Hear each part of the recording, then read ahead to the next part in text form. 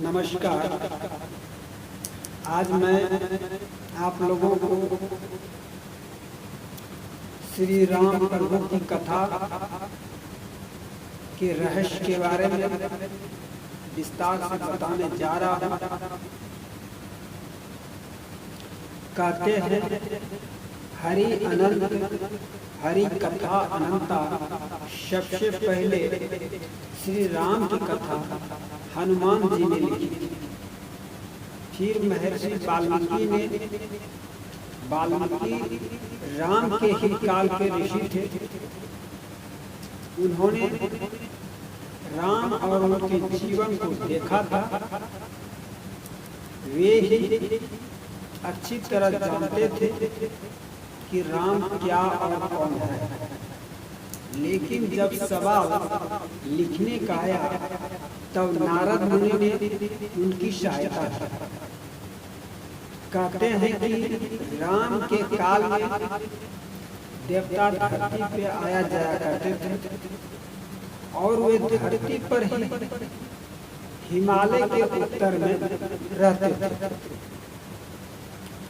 रामायण के बाद राम से जुड़ी हजारों कथाएं प्रचलन में आई और सभी में राम की कथा में थोड़े बहुत फेरबदल की।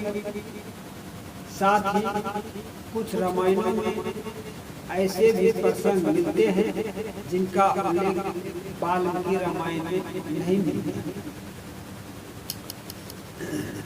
राम की कथा को वाल्मीकि के लिखने के बाद दक्षिण भारतीय लोगों ने अलग तरीके से लिखा। दक्षिण भारतीय लोगों के जीवन में राम का बहुत महत्व है। कर्नाटक और तमिलनाडु में राम ने अपनी सेना का गठन किया। तमिलनाडु में ही श्री राम ने रामेश्वरम ज्योतिर्लिंग की स्थापना की।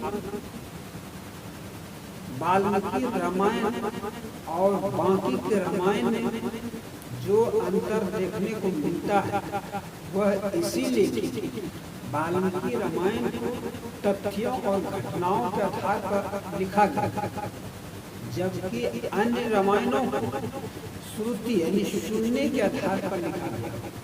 जैसे बुद्ध ने अपने पूर्व जनों का वृत्तांत कहते हैं अपने शिष्यों राम कथा सुनाई।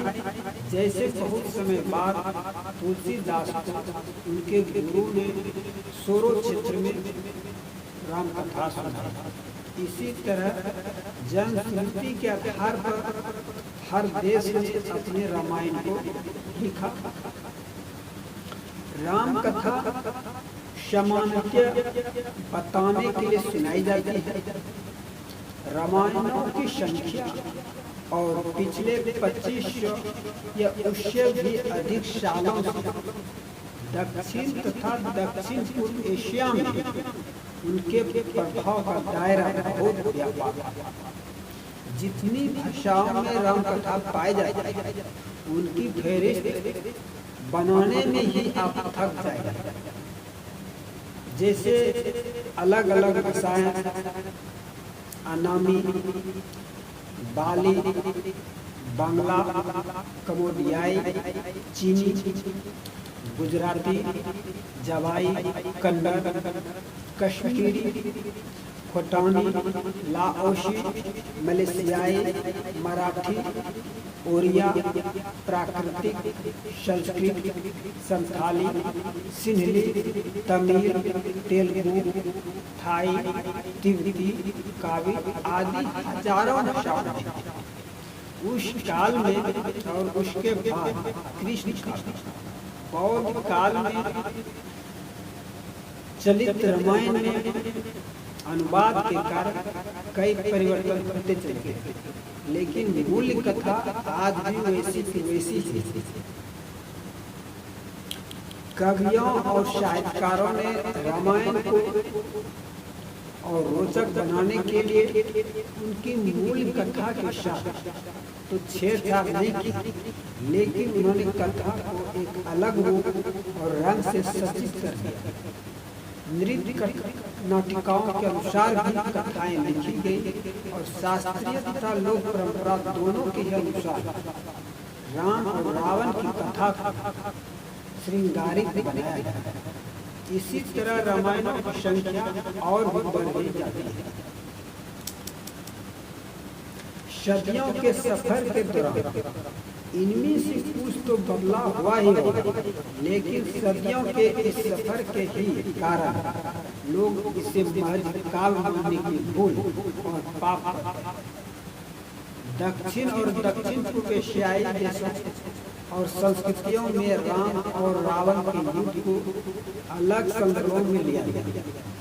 दक्षिण भारत, श्रीलंका, इंडोनेशिया, मलेशिया, माली आदि द्वीप राष्ट्रों में रावण की बहुत ख्याति और सम्मान है। इसीलिए उक्त देशों में राम कथा को अलग तरीके से लिखा। सर्वप्रथम श्री राम की कथा भगवान श्री शंकर ने माता पार्वती जी को सुनाई थी। उस कथा को एक कौवे ने भी सुन लिया। उसी कौवे का पुनर्जन्म काकभुसुंडी के रूप में। काकभुसुंडी को पूर्व जन्म में भगवान शंकर के मुख से सुनी वह राम कथा पूरी की पूरी याद थी। उन्होंने यह कथा अपने शिष्यों को सुनाई। इस प्रकार राम कथा का प्रचार प्रसार हुआ। भगवान शंकर के मुख से निकली श्री राम की यह पवित्र कथा अध्यात्म रामायण के नाम से विख्यात है। इसके अलावा एक कथा और प्रचलित है। कहते हैं कि सर्वप्रथम राम कथा हनुमान जी ने लिखी थी और वह भी शीला। ये